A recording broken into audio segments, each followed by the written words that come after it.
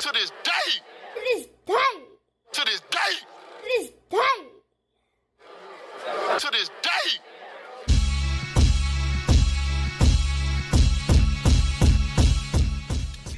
What's up, fight fans? This is Kurt DeVille with Counter Punch Boxing News, and I have some new news concerning Malik Scott. Get this, Malik Scott blames the ayahuasca on Deontay Wilder, saying the drug tampering affected his temperament, it made him too happy, and it made him less motivational.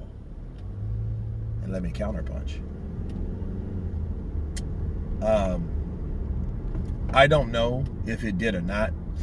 I do know that Deontay Wilder's demeanor, he was happier, he seemed happy, he seemed calm. You know what I mean?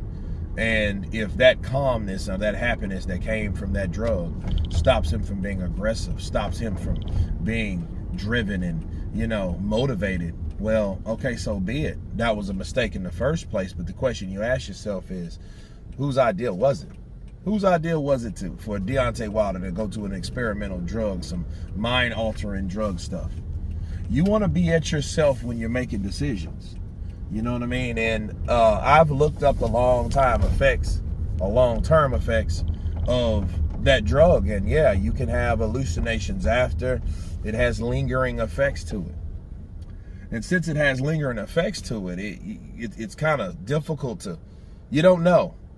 You know what I mean? He looked happy after that day's a wreck. He just laughing at everything, you know what I mean? He wasn't, you know, he wasn't as pissed off. And I think you needed that pissed off Wilder.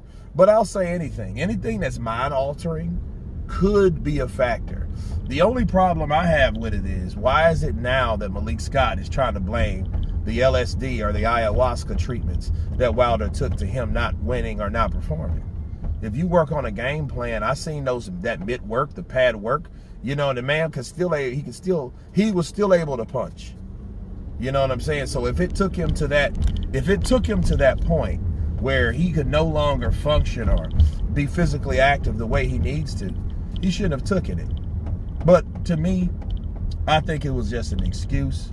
I liked the comments that Malik Scott said earlier, okay, about Joseph Parker and Andy Lee, on how, you know, driven they were and how motivated and how good of a trainer Andy Lee was to Joseph Parker. And they had a great game plan and they stuck to it.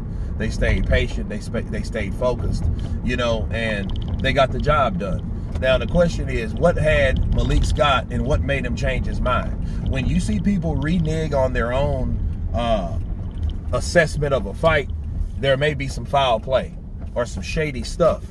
You know what I mean? Because to bring up something that you've already made your decision on, I don't like that. I never really have, to be fair. I never really have.